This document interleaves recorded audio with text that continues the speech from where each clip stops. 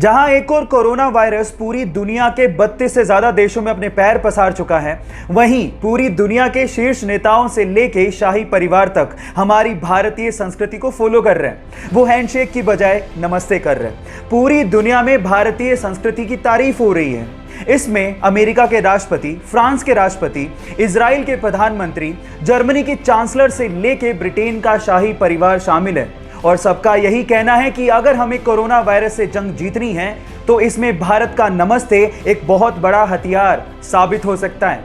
हमें गर्व है अपने भारतीय होने पर और भारतीय संस्कृति पर, तो इसीलिए कोरोना नमस्ते।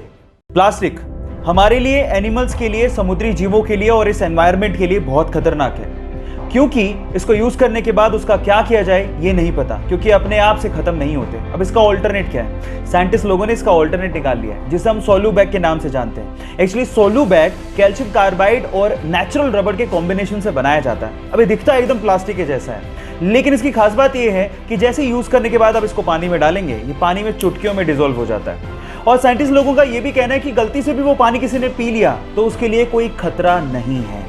बस प्रॉब्लम यह है कि मॉनसून के दिनों में इसको इस्तेमाल करना थोड़ा सा डेंजरस है, क्योंकि अपने आप से डिसॉल्व हो जाता है। लेकिन अपनी प्रकृति के लिए हम लोग इतना कॉम्प्रोमाइज तो कर ही सकते हैं। क्या आपको पहले से बात पता थी? और नहीं पता थी तो चैट सेक्शन में लिखना मत भूलिएगा।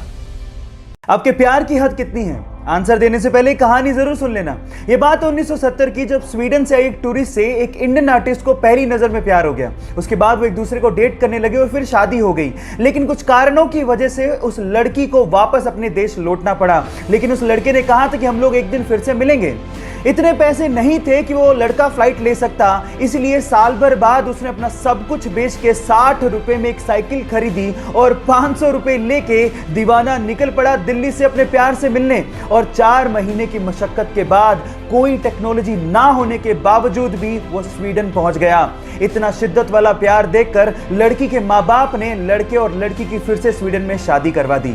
है ना जुनूनी बात? आपके प्यार में कितना जुनून है चैट सेक्शन में लिखने मत भूलिएगा।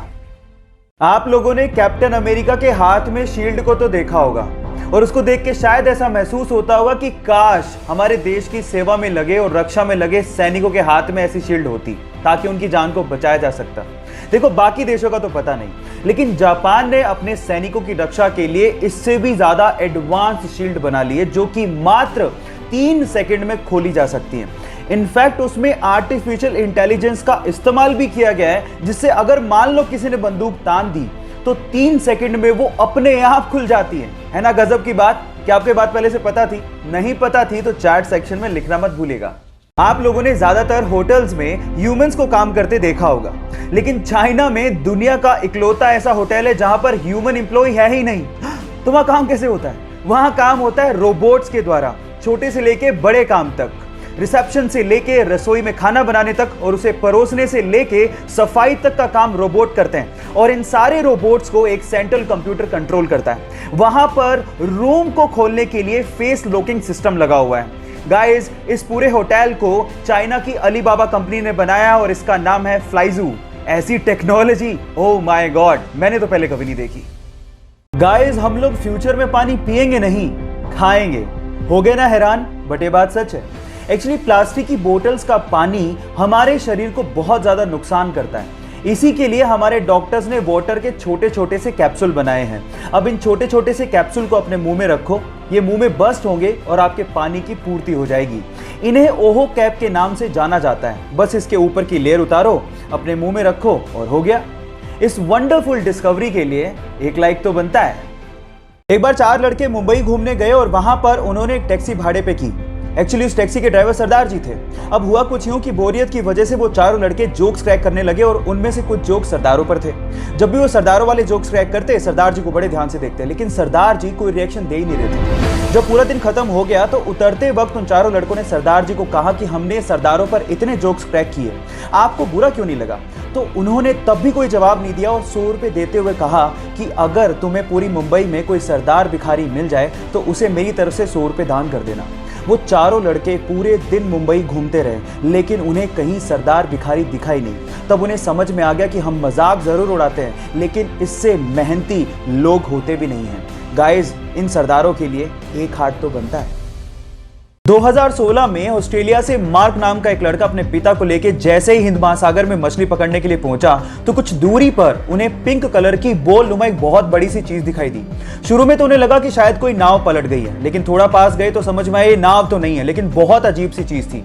लेकिन जब बिल्कुल पास पहुंचे तो उन्हें समझ में आ गया था कि व्हेल की डेड बॉडी है।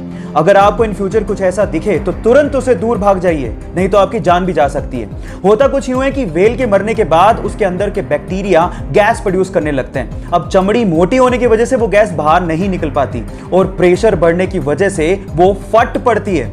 अब अगर ऐसा कुछ दिखे इन फ्यूचर तो सावधान जरूर रहिएगा। ये बात है फरवरी 2019 की, जब कुछ मछुआरे मछली पकड़ने के इरादे से इटली के तट से समंदर में पहुंचे। जब वो समंदर के बीचों बीच थे तो उन्हें कुछ दूरी पर कुछ तैरता हुआ दिखा। शुरू में तो उन्हें लगा कि शायद ये कुछ लकड़ी के टुकड़े हैं, लेकिन जब पास जाके उन्होंने देखा तो वो ये देख के हैरान रह गए कि वहां पर 2 हिरन तैर रहे थे। Oh my God! अब ये हिरन समंदर के बीचों बीच कैसे पहुंचे ये आज तक एक रहस्य है। बहरहाल उन मछुआरों को दिल से धन्यवाद, क्योंकि उन्होंने उन हिरणों को बचाने की सोची। तो उन मछुआरों के लिए एक लाइक तो बनता है। एक बार एक विदेशी यात्री भारत घूमने आया और टैक्सी करके पास के एक होटल पहुंचा। जैसे ही वो होटल में चेक इन कर रहा था उसे पता लगा कि उसका पर्स टैक्सी में रह गया। उसने होटल वालों को कहा कि प्लीज आप टैक्सी वाले से कांटेक्ट करिए, लेकिन उन्होंने कहा कि हमारे पास टैक्सी वालों के कांटेक्ट नंबर नहीं है। उसने भी बहुत कोशिश करी, लेकिन टैक्सी वाले का कहीं पता ही नहीं लगा। वो पूरी तरह से घबरा गया था क्योंकि उसका क्रेडिट कार्ड, उसके आइडेंटिटी कार्ड सब पर्स के अंदर थे। लेकिन 2 घंटे बाद वो टैक्सी वाला आया और उसने उस विदेशी यात्री को उसका पर्स थमा दिया।